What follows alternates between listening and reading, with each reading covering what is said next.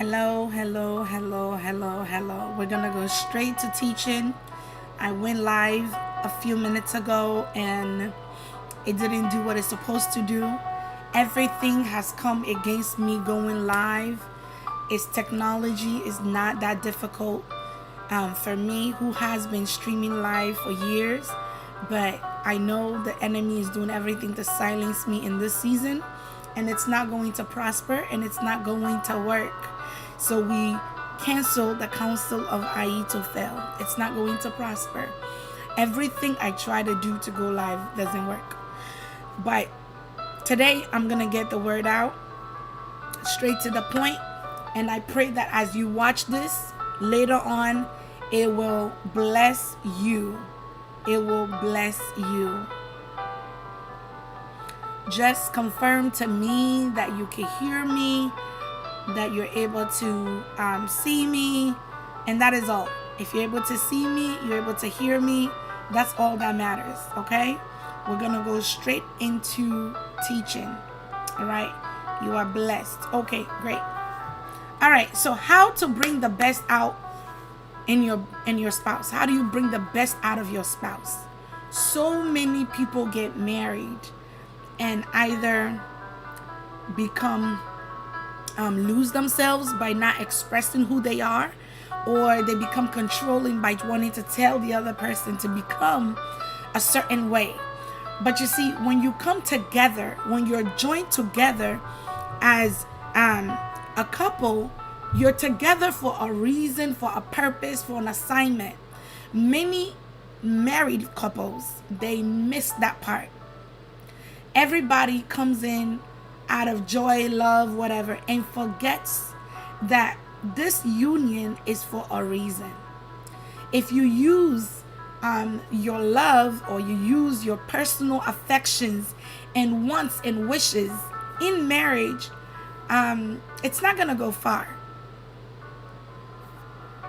Share the broadcast. I know that we had to go off and come back, so share this one really quickly and bless the life of someone. So when you're married, the marriage is for a reason. Many couples break up because the marriage, they never found the reason why they got married. The reason was, this was my type, I like them, they look good. I never knew they will do that, and so when they do something that shocks us, we walk away. But there's a way you can support your spouse by providing encouragement, being understanding, and being patient with them. There are very specific practical ways that I want to show you. You can help bring the best out of your spouse. See, if you have a spouse that suffers with anger problems, all right? A spouse, they're not angry, they just they have the symptoms of anger, and they don't know how to manage their emotions. The average person wouldn't know how to manage their emotions, right? That's the average person. If you were not taught as a child, many people lived in homes with barely any communication skills. Many people lived in homes where they were talked at, not talked with, and their opinions didn't matter. So they grow up very angry. They grow up thinking about feeling stuck. They grow up thinking nobody cares about their opinion. So they enter relationships, friendships, and things like that, and put up with a lot of things. If you've ever met a people pleaser, there are people that are people pleasers. All they do is please other people. They do things for other people. People pleasers never learned to be who they are, never learned to express themselves the way they ought. So today, I want to encourage married folks to bring the best out of their spouse by encouraging them. When you provide encouragement, regardless of what they do, you want to celebrate their success. Regardless of what they do, you want to be able to acknowledge the small things, the small accomplishments. There's something we call positive reinforcement. And when you offer positive reinforcement to children, this is where you say, thank you so much for cleaning up after yourself. The next time, the child will clean up again. So you encourage them and that will boost their confidence and their motivation. So maybe a spouse is doing something, they're not really doing it the way they're supposed to do it. You can encourage them. Okay, are we still good? Are we still good? You can still hear me? I know I'm frozen, but you can still hear me. So you encourage the spouse by just a word here, a word there, and say, I really appreciate what you're doing. Maybe they're cleaning after themselves finally. So you tell them, thank you so much for cleaning up. That was really helpful. Maybe they're taking care of the kids. Maybe they're cooking. Whatever they do, acknowledge that they've done well. Okay? So listen, many of us come from cultures that expect the woman to cook, to clean, to do this, to do that. We just expect the woman to do it all, right? Not that men can do it. There are men that do it. They do even more than women, cook even better than women. But we come from cultures that have accepted naturally that women are supposed to have certain roles in a marriage. So when a man does something outside of that role, it is revered. It's honored. And that's a great thing. You're encouraging to change the narrative. And so as a man, if you grew up thinking women are supposed to cook, they're supposed to clean, they're supposed to take care of the kids, then you become demanding. There are many people in relationships that demand to have their way. They have their way with their spouse sexually. They have their way with their spouse, when it comes to money. They have their way because they feel entitled. They feel entitled. You belong to me. You're supposed to cook for me. You're supposed to clean for me. So when you come from that point of view, you're gonna miss out. You're gonna miss out on a good marriage, and you're gonna miss out on an opportunity to learn. And most of us, we enter marriages without learning. Even for those who went to marriage prep classes, and we still enter marriage without learning. You know why?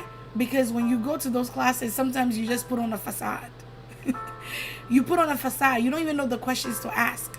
And those that are teaching, not everyone is realistic in teaching you what marriage really is about, the substance of marriage. So you may enter marriage never talking about money. How do you enter a marriage without talking about money? How you're going to save, how you're going to share, how? But people do it. So they set unrealistic expectations. Do you understand? But if you come into a marriage without learning, give yourself the opportunity to learn. See, our parents, they did things the way they did them. They didn't do it the best of, everything. But whatever they did the best they know with what they know, right? They did the best they could with what they know. So when you enter a marriage, it is your job to now unlearn a lot of behaviors and relearn new things. So the place where you're like, you belong to me, you're demanding, great. You're demanding and you're like, you didn't cook, you didn't clean. And a whole marriage can break. A whole marriage. Somebody can step outside of marriage and go cheat because you didn't cook and the side chick is cooking. Please go eat poison if you want to. Allow yourself, eat whatever you want out there. Does that make sense? People use something like food. Common food. If you are not married, would you not eat? You will eat. Yes, it's good to do it. I'm not here telling you don't do it. It's good to do it. It makes the home run. But we don't demand. Everything our spouse does, we have to try to bring the best out of them. We have to try to encourage them. Maybe your spouse doesn't like to cook. Maybe they don't like to clean. Maybe they don't like to pray. Whatever it is, your job is to encourage them to become better than. You understand? So if you miss the ball, you missed the mark when you were dating, and you didn't see their prayerful patterns. You didn't see they were just kind of there and you were in love and you overlooked a lot of things. When you enter the marriage, your job is to encourage them. Offer encouragement. Okay, we don't have enough sex. I wish we were having enough sex. I wish we were. Great. Encourage them. Don't demand. Don't be forceful. Don't just encourage them like, oh, look, this thing we waited and we want to do it right. So please allow yourself. You must encourage them, because you see a lot of, especially women, it's not only men that have high sex drives. Okay. Some women, okay, have very high sex drive. And so the key is encouraging the person. Because for some women, they say you make love to a woman's body, right? So some women have so much in their mind. Some men too. You get up in the morning, you have work, you have this, just so much. So you become very, your mind just shifts. And so you're thinking of the kids, you're thinking of cooking, you're thinking of money. All these things, it impacts your sex drive. And so when the person is always like, no, I'm tired, I don't want to do it, blah, blah, blah, encourage them. Like, you don't have to worry about these things.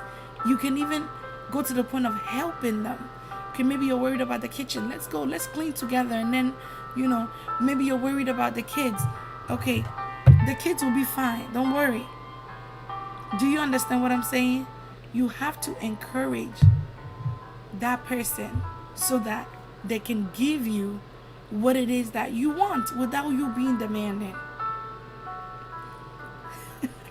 We're laughing, but I'm so serious. Many turn to being upset. I don't get sex, and I don't. Okay, you're not gonna die. It's okay. Many get very, no. Maybe this person grew up being told sex is bad, sex is bad, sex is bad. All of a sudden, you're 25, you get married, and in one night, sex is good all of a sudden. In one night, all of a sudden, you have permission to go do whatever you want. You don't know how to handle that. So what I'm saying is, bring the best out of your spouse. How do you bring the best? You offer encouragement. And you can offer encouragement everywhere. In the kitchen, in the bedroom, in school. Maybe your spouse is a student. Encourage them to finish. Maybe your spouse doesn't really know how to pray. A lot of great men of God, I hear their stories. They say when they were getting married, their wife didn't know how to pray. Maybe their wife was just, she was chilling. But God has called them. So they had to get their wives to come on that side. You pray God change their hearts. You pray God move them, shift them, and then you teach them how to pray. Because if the wife is not praying alongside you, the man is in trouble, because society today is scary. So it's not enough for one spouse to be prayerful.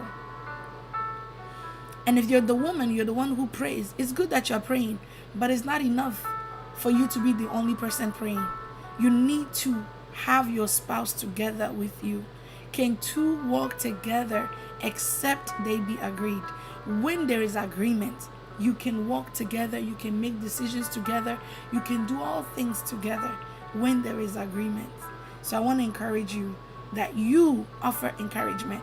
A lot of times when things are not well in the home, your friends know, people know, random people know outside, you're talking about your spouse to people, your spouse doesn't even know. Maybe it's their food that is not good. They don't even know. And then this is where you go make friends with a member of the opposite sex, and you think, let me go and tell this person what I'm going through, and they take advantage of it. And by the time you realize, you are cheating. You didn't mean to cheat, but by the time you're realizing, you are flirting with other women, you are flirting with other men, you go to work and you have a work husband. There's work husband at work. You go there, now you have a work wife, and you think, oh, my spouse is home, they don't know. All of those things are doors we open. But we've talked about doors. There are so many videos I've talked about doors. So go back and listen to that. Today, I just want to focus on bringing the best out of your spouse. Encouraging them, uplifting them. See, when you give feedback to your spouse, maybe the feedback is supposed to be constructive. So make sure it's constructive, criticism, constructive feedback. Constructive feedback is gentle. it's respectful in a manner. It actually focuses on the specific behavior, and it doesn't criticize the character. See, somebody can do something and you can call them lazy. Why are you so lazy?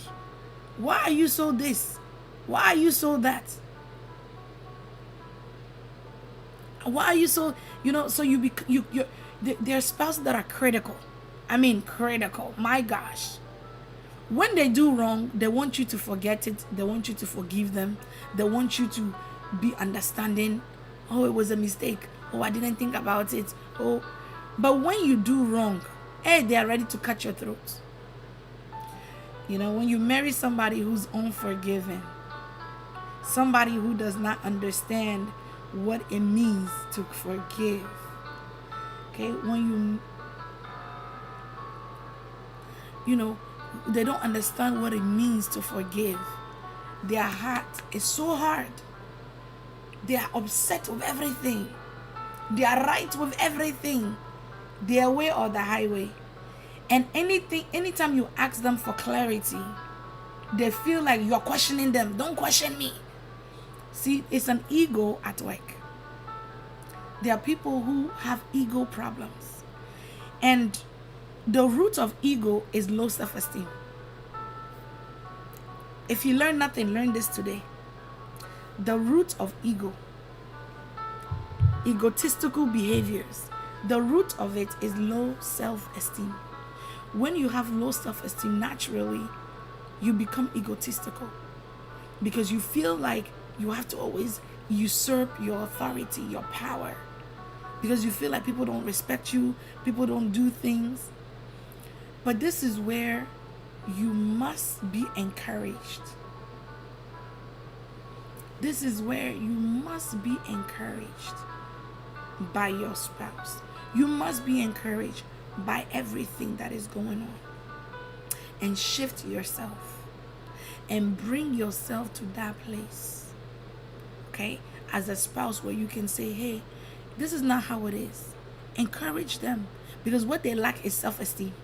So you encourage them so they can have confidence, you can boost them, and you can motivate them to get across what they want to get across without attacking you. Criticism comes from a place of not trusting people as well. So people become very critical. When people don't feel respected, they become very critical. You must be a good listener. Pay attention to their concerns. What are their dreams? What does your spouse really want to do? Support them and be there for challenges. Some spouses, you say, oh, I want to go start a business. You go and start the business. After you start the business, maybe the business comes under attack or the business is not moving well. You have spouses that will say, I told you don't do it. Now look. We don't move like that. Businesses, if you never open a business, you think it's easy. It's not easy. Sometimes your spouse can be so hard on you until they get to the place where you are. And then they realize, wow, you've been doing well. Because they are critical of you, thinking that you're doing nothing. Critical of you, thinking that you're too lazy. But you come to that place and they realize, wow, this is not easy. I salute you. There's a place where we must honor our spouse. I'll come to it. What have I given you? I've given you encouragement. I've given you constructive feedback. I've given you listening well. Sometimes just listening without offering can be very supportive. It can be very supportive. You come to your spouse. Oh, how are you? I know today you're having a hard day, but I'm here for you. You don't have to say anything else. I'm here for you. And that is that. That support alone can be encouraging to your spouse. I want you to be that spouse that is encouraging. I want you to be that spouse that is a good listener. You see, learn to communicate together. Communication is key. There is something you want to do. Tell your spouse. That's how you bring the best out of your spouse. Tell your spouse so that your spouse can offer you the needed support. If you put things, there are people that make plans in their head. Oh, but I told you, you didn't tell anybody anything. Don't plan this whole thing in your head and then say, oh, they should have known. Some people are very poor communicators. They communicate poorly.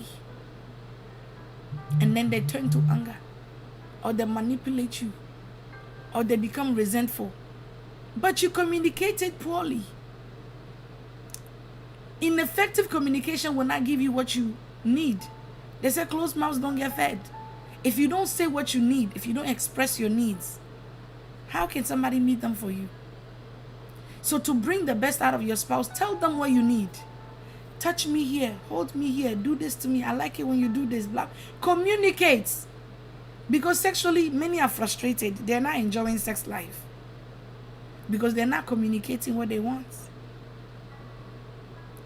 Because some people have learned only one way. One way to do the thing. So the one way is not helping. Because the one way is also bring dissatisfaction to the person. But you, the spouse who's dissatisfied, don't go looking around thinking somebody who's sexy, they have a, maybe the man is a bodybuilder and he looks like this one, his waist will be correct. No, you come to find out the waist is dead. You come to find out the waist is dead, right? So you don't want to just keep looking outside for what you need in your marriage. And I'll repeat that for those in the back. Don't keep looking outside for what you can get or what you need in your marriage.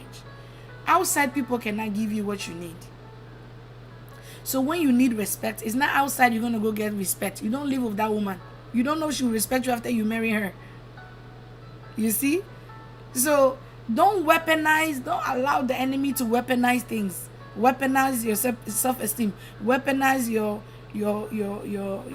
what do you call it? Your sex life. Weaponize everything. Don't allow the enemy to do that. What you need in your marriage, nobody outside can fulfill it. They are there temporarily. Outside people have never resolved your problem for you. Never. So when you talk to that person, oh, at least they listen. Yeah, they are listening because they want something out of you. They need to know where you are weak. They're not listening, they're looking for your weakness so they can get you. Be wise. Be wise. The root of ego is self-esteem.